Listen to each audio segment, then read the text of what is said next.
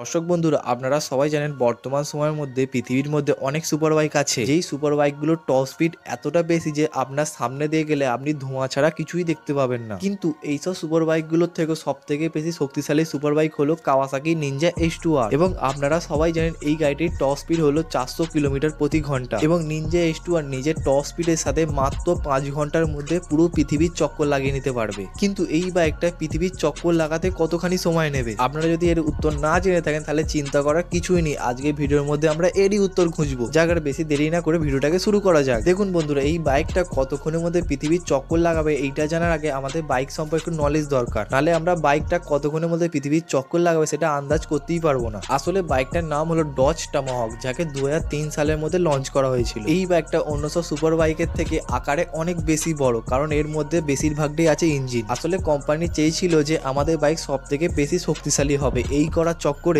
বাইকের মধ্যে গাড়ির বা বাইকের কোনো ইঞ্জিন না লাগিয়ে ল্যাম্বরগিনি বা বুকাটি গাড়ির মধ্যে যে ধরনের ইঞ্জিনকে ব্যবহার করা হয়ে থাকে সেই ধরনের ইঞ্জিনকে এই বাইকের মধ্যে লাগিয়ে দিয়েছে। মানে কতটা ক্রেজি হলে বাইকের মধ্যে এই ধরনের ইঞ্জিনকে লাগিয়ে দেয়। তো আসলে বাইকের মধ্যে ব্যবহার করা আছে 8.3 litre 20 valve 19 degree viper V10 engine. V10 ইঞ্জিনটাকে বেশিরভাগ ক্ষেত্রে ল্যাম্বরগিনি এবং বুকাটি গাড়ির মধ্যে ব্যবহার করা হয়ে থাকে। এবং এই বাইকটা আপনাকে 5600 RPM জেনারেট করে দেয়। এবার অনেক দর্শক বন্ধুরা ভাবতে পারে 5600 RPM মানে বাইকটা পুরো বেকার। কিন্তু আপনাদেরকে বলে রাখি, বাইকের RPM কম মানে বাইকটা বেকার নয়। এবং এই বাইকটা আপনাকে 500 HP জেনারেট করে দেয়। মানে ভাবতে পারছেন, যখন দুটো সুপ্রাকে একসাথে মিলিয়ে দেওয়া হয় তখন এই শক্তিটা উৎপন্ন হয়। এবং এই শক্তিটা শুধুমাত্র একটি বাইকের মধ্যে আছে। মানে বাইকটা কতটা বেশি ভয়ঙ্কর। এর পাশাপাশি 712 Nm টর্কও জেনারেট করে দেয়। এখানে 712 Nm টর্ক মানে আপনি তিনটে নিনজা H2R কে মিলিয়ে যে টর্কটা পাবেন সেটা হচ্ছে এই বাইকের। তো এখন এত কিছু শোনার পর আপনার মনে খেয়াল জেগেছে যে বাইকটার টপ স্পিড তাহলে কত হতে পারে। তো বন্ধুরা, আপনাদেরকে বলে রাখি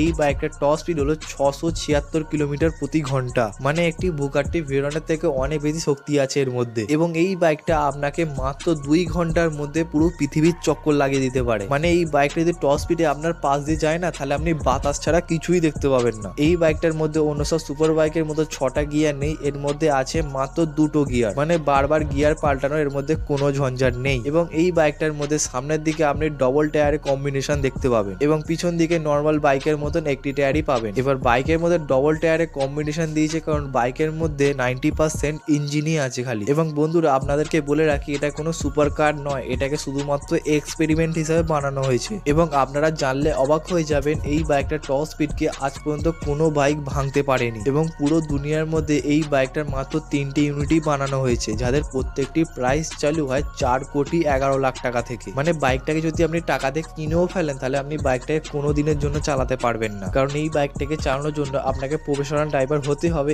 এর পাশাপাশি আপনার বুকে দমও থাকতে হবে। মানে একবার ভেবে দেখুন, 676 কিলোমিটার প্রতি ঘন্টা। এর পাশাপাশি বাইকের মধ্যে আছে মাত্র 2টো গিয়ার, ফার্স্ট গিয়ার আর সেকেন্ড গিয়ার। মানে বাইকের পিক আপ দেওয়া মাত্রই যে বাইকের টপ স্পিড কোথায় যাবে কেউ জানে না। এবং এই বাইকটাকে চালানোর জন্য আপনার হাইওয়েও পর্যন্ত কম হয়ে যেতে পারে, আর অলি গলিতে তো একদমই ছেড়ে দিন। বাকি এই বাইকটা যদি আপনারা আগে চিনে তাহলে কমেন্টে লিখতে ভুলবেন না। ভিডিও দেখে ভালো লাগে শেয়ার সাবস্ক্রাইব করতেও একদম ভুলবেন না। দেখা হবে নেক্সট পার্টের উপর। এখনের জন্য বাই বাই।